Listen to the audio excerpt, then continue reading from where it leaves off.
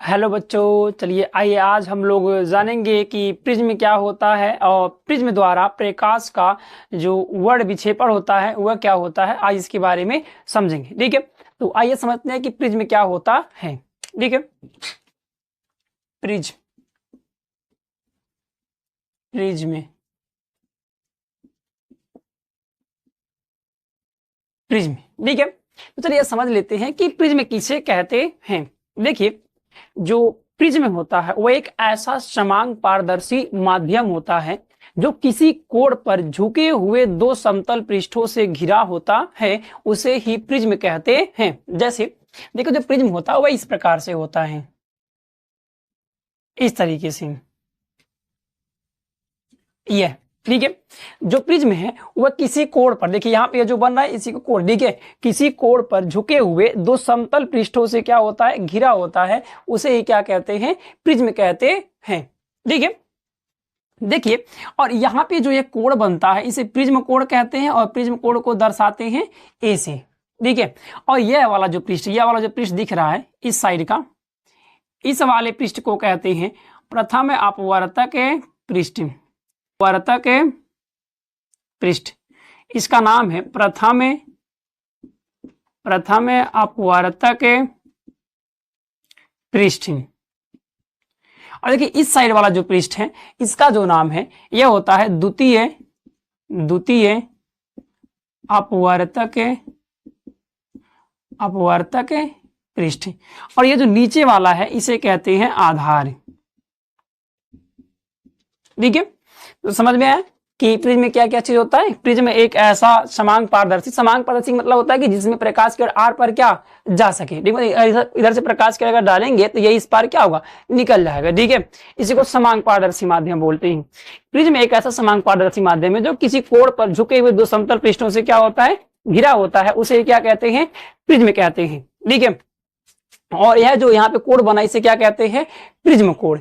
ठीक है, देखिए प्रिज्म के अगर मान लेते हैं कि जो प्रिज्म का अपवर्तनांक है, इस प्रिज्म का अपवर्तनांक स्मॉल n मान लेते हैं।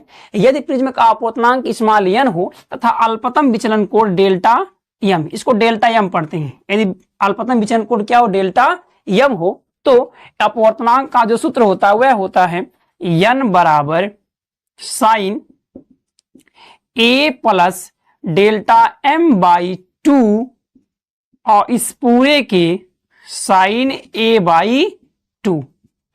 यह होता है कि प्रिज्म के अपवर्तनांक के लिए सूत्र। यहाँ पे जो n है यह अपवर्तनांक है और अपवर्तनांक है प्रिज्म के पदार्थ का, अपवर्तनांक यह है। और यहाँ पे जो यह a है, ये a आपका प्रिज्म कोण है, प्रिज्म कोण। और यह जो डेल्टा m यहाँ पे दिख रहा है, यह डेल्टा m है अल्पतम विचलन कोण। ठीक है, यह होता है प्रिज्म के अपवर्तनांक का फार्मूला होता है। यदि इसमें एक कंडीशन होता है, यदि इस जगह यदि a का जो मान है, जो प्रिज्म कोण का मान है, यदि यह 5 डिग्री से यदि कम या उसके बराबर होगा, यानी जो a का मान है वो 5 से क्या हो, कम हो। हाई 5 बड़ा रहता था। ठीक है, जो जिधर ही वाला मुख खुला है इसका, ये बड़े को दर्शाता है, नोक वाला छोटे को दर्शाता है। यानी जो a का मान है या तो 5 के बराबर होगा या 5 डिग्री से क्या होगा, कम होगा। तो इसके लिए जो फार्मूला होता है वह होता है डेल्टा m बराबर n-1 इंटू a। यह होता है इसका सूत्र। यदि प्रिज्म कोण अगर 5 डिग्री से कम या 5 डिग्री के बराबर होगा तो आपको यह फार्मूला लगाना है, delta m is equal to n-1 into a।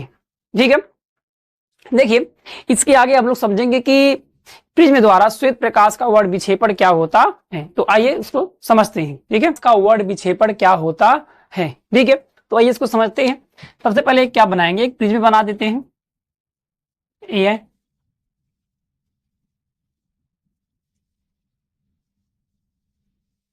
ये क्या हो गया, प्रिज्म हो गया। और ये इसका हो जाएगा प्रिज्म कोड स्मॉल ए। अब देखिए श्वेत प्रकाश का वर्ड विक्षेपण क्या होता है कि जब कोई श्वेत प्रकाश किसी प्रिज्म से होकर गुजरता है तो वह अपने अवयवी 7 रंगों में विभक्त हो जाता है। प्रकाश की इसी घटना को प्रकाश का वर्ड विक्षेपण कहते हैं। तो आइए इसको चित्र के माध्यम से समझते हैं। देखिए अब क्या करते हैं, यहां से कोई एक श्वेत प्रकाश किरण को यहाँ पे इस पे क्या कराते हैं, आपतित कराते हैं। यह है एक श्वेत प्रकाश, श्वेत प्रकाश। अब जैसे ही यह श्वेत प्रकाश, ठीक है, जैसे ही श्वेत प्रकाश इस प्रिज्म से होकर गुजरेगा यह अपने अवयवी 7 रंगों में विभक्त हो जाएगा। इसी घटना को श्वेत प्रकाश का वर्ड विक्षेपण कहते हैं। ठीक है, देखिए जैसे ही जाएगा यह 7 रंगों में विभक्त हो जाएगा, बढ़ जाएगा इस प्रकार से, ऐसे ए फर्स्ट हो जाएगा, ए सेकेंड हो जाएगा, ए थर्ड हो गया, ए फोर्थ, ए 5, ए 6, ए 7। ठीक है, मतलब इस प्रकार से यह अपने अवयवी 7 रंगों में क्या हो जाएगा, विभक्त हो जाएगा। और इसी घटना को हम लोग क्या कहते हैं, श्वेत प्रकाश का वर्ड विक्षेपण कहते हैं। ये देखिए जैसे ही यह श्वेत प्रकाश इस प्रिज्म से होकर गया, देखिए जैसे ही श्वेत प्रकाश प्रिज्म से होकर गया यह अपने 7 रंगों में क्या हो गया, बट गया। इसी घटना को श्वेत प्रकाश का वर्ड विक्षेपण कहते हैं। अब कौन कौन सा रंग होता है इसको देख लेते हैं। देखिए जो सबसे नीचे जो रंग होता है वह आपका यहाँ पे वैलेट होता है। ठीक है, वैलेट मीन्स होता है बैगनी, और यहाँ पे इंडिगो होता है, इंडिगो मीन्स होता है जामुनी। ठीक है, और यहाँ पे ब्लू होता है, और यहाँ पे ग्रीन होता है, और यहाँ पे येलो होता है, और यहाँ पे ऑरेंज होता है, और यहाँ पे रेड होता है। ठीक है, हिंदी में इसको लिख देते हैं। यह पहला जो सबसे नीचे जो है वह है बैगनी, उसके बाद आपका आता है जामुनी, उसके ऊपर यहाँ पे नीला, उसके ऊपर जो होगा इसके ऊपर, ठीक है, यह हो जाएगा हरा, और उसके ऊपर यहाँ पे हो जाएगा पीला, उसके ऊपर क्या हो जाएगा नारंगी, और यहाँ पे क्या हो जाएगा लाल। यह वह 7 रंग है जिनमें यह श्वेत प्रकाश क्या होता है, विभक्त हो जाता है। और एक घटना क्या कहलाता है, श्वेत प्रकाश का वर्ड विक्षेपण। देखिए अब इसको याद करने के लिए ट्रिक भी है, इसको लिख सकते हैं विबग्योर, VIBGYOR,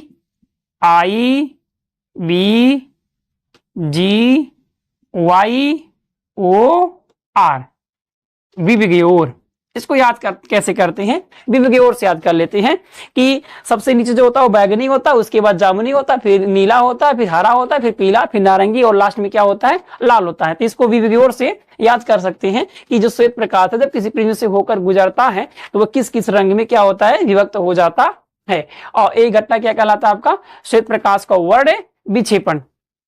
ठीक है, अब देखिए इसमें जो सबसे बीच वाला जो रंग है, यह जो हरा है, यह हम लोगों के आंखों के लिए बहुत ही सुटेबल होता है, क्योंकि यह बाकी रंगों के देखिए सबसे बीच में 3 इधर है और 3 इधर है, यह सबसे बीच में है कि नहीं है। तो ये सबसे बीच में होने के नाते यह हम लोगों के आंखों के लिए क्या होता है, सबसे अच्छा होता है, जो यह हरा वाला कलर है। ठीक है, अब देखिए अब इसमें पूछ सकता है कि सबसे अधिक तरंग दैर्घ्य किसका होता है, किस रंग का होता है। देखिए जो सबसे अधिक जो तरंग दैर्घ्य होता है वो लाल रंग का होता है, और जो सबसे कम तरंग दैर्घ्य होता है वह बैगनी रंग का होता है, ये तरंग दैर्घ्य। अब अगला क्वेश्चन इसमें आ सकता है कि सबसे अधिक विचलन किस रंग का होता है, जो सबसे नीचे है, सबसे नीचे, ठीक है, जो सबसे नीचे है उस रंग का जो विचलन होता है वो सबसे अधिक होता है। विचलन मतलब अपने मार्ग से विचलित हो जाना। ठीक है, तो सबसे देखिए ये झुका है कि नहीं झुका है, तो सबसे अधिक किसका विचलन होता है, बैगनी रंग का। ठीक है, और सबसे कम किसका होता है, लाल रंग का होता है। तो यह आपको याद होना चाहिए। ठीक है,